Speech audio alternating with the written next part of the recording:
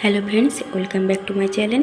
তো আজ আমি এই পুরাতন শাড়িটা দিয়ে জানালার একটা পর্দা বানাবো। তার জন্য 6 ইঞ্চ বরাবর আমি লেসগুলো কেটে নেব। আমি 6 ইঞ্চে কাটছি বলে যে 6 ইঞ্চি কাটতে হবে তা বলে কথা নয়। যদি আপনাদের পাড় একটু বড় থাকে, 1 ইঞ্চ বা 1 ইঞ্চ যদি বড়ও থাকে, তো আপনারা একটু পাড়ের উপর থেকে কেটে নেবেন। ওতেই আশা করি খুব সুন্দর হবে ডিজাইন। তো এইভাবে আমি দু সাইডেরই লেসগুলো কেটে নেব সেম মেজারমেন্টে। যে মেজারমেন্টে কাটবো একই মেজারমেন্টেই কাটবো, আলাদা আলাদা মেজারমেন্ট হবে না। তো মাঝে থেকেও আমি দুটো লেস কেটে নেব। তো এটা অ্যাকচুয়ালি 1 ইঞ্চ বেশি নিয়েছি, অর্থাৎ 7 ইঞ্চ নিয়েছি, যেহেতু নিচে ফোল্ড করে স্টিচ করতে হবে। তো আমি এখানে দুরকম কুচি দেওয়া পর্দা বানাবো। তো দেখুন দুরকম আমি কাটিং করে নিয়েছি কুচি দেওয়ার জন্য। এবার যে বাকি অংশ কাপড়গুলি আছে, এতে থেকে আমি জানালার পর্দার জন্য নিয়ে নেব। তো আপনারা চাইলে সিম্পলি জানলার পর্দা মাপ করে কাটিং করে নিতে পারেন, অথবা আমার পদ্ধতিও ফলো করতে পারেন। তো আমার জানলার মাপ যাই হোক না কেন, তার থেকে 4 ইঞ্চ বেশি নেব। তো আমার এখানে 48 ইঞ্চ আছে জানলার মাপ চওড়াতে। আমি তার থেকে 4 ইঞ্চ বেশি নিয়ে 52 ইঞ্চ হচ্ছে আমার চওড়াতে, আর নিচে হচ্ছে 6 ইঞ্চ ঝুলে 6 ইঞ্চ করে ঝুলে নিচ্ছি। কেন কি আমি এখানে 8টা পিস রেডি করব। এইভাবে করে 8টা পিস রেডি করব, আর প্রত্যেকটাই 5 ইঞ্চ করে দাঁড়াবে। তো টোটাল হবে আমার 8টা রেডি করলে 5 8 40, আর এক্সট্রা 5 ইঞ্চ একটা নিচে কুচি দিলেই আমার হয়ে যাবে। তো টোটাল 45 ইঞ্চ হচ্ছে আমার ঝুলে। তো এইভাবে রেডি হয়ে যাবে আমার 45 ইঞ্চ কুচি দিয়ে দিয়ে 45 ইঞ্চ ঠিক রেডি হয়ে যাবে। তো দেখুন এগুলো রেডি হয়ে গেছে আমার। তো এবারে আমি ফোল্ড করে স্টিচ করে নেব।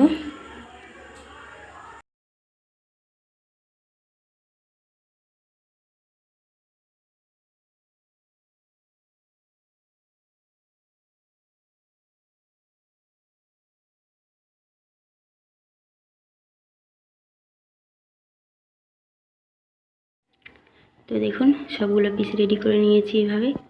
এবার একটার উপরে একটা রেখে কুচি দেব। দেখুন প্লেনের উপরে এইভাবে ছোট ছোট করে কুচি দিয়ে আমি সবগুলো প্লেনগুলো স্টিচ করে নেব, কালারিংগুলো স্টিচ করে নেব। তো একটা প্লেন করে আগে দেখাচ্ছি, এরপরে কালারিংও করে দেখাবো।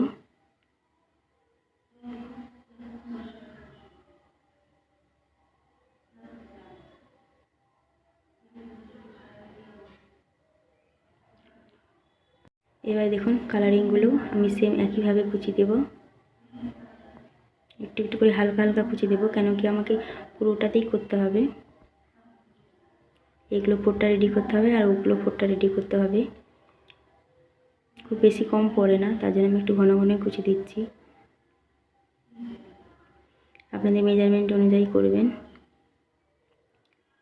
এইভাবে এগুলো সবগুলো রেডি করে নিলাম। এবার দেখুন একটার উপরে একটা বসিয়ে স্টিচ করবো। একটা কুচির ওপরে একটা প্লেন বসিয়ে স্টিচ করব। অবশ্যই ব্যাক সাইডের উপরে সেলাই দিচ্ছি। আশা করি বুঝতে পারছেন। কোনো অসুবিধা হলে অবশ্যই কমেন্টে জানাতে পারেন।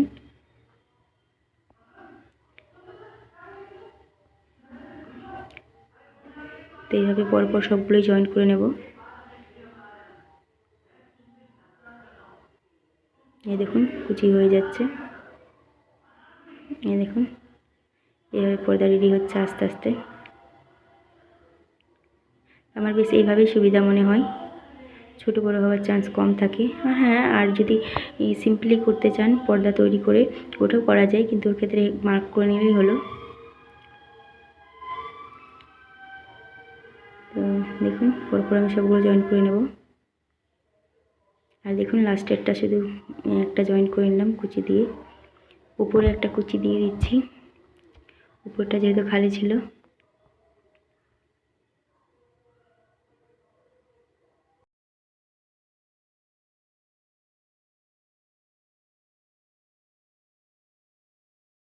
আমার এগুলো লাগানো কমপ্লিট হয়ে গেছে। এবারে আমি সাইডগুলো স্টিচ করে নেব। তো সাইডগুলো ফোল্ড করব ভালো করে, আর হ্যাঁ কুচির কিনারাগুলো ভালো করে ধরে নেব। তো দেখুন কিনারাগুলো ভালো করে ধরে ফোল্ড করে স্টিচ করে নিচ্ছি।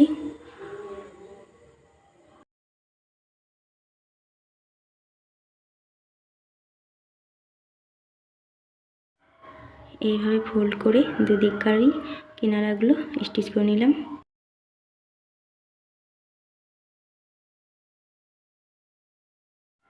এবারে উপরে একটা পট্টি লাগাচ্ছি ফিতে ভরার জন্য। তো দেখুন উল্টা সাইডে ফিতেটা জয়েন করব, দিয়ে সোজা দিকে দুমড়িয়ে বাউন্ড সেলাই দেব।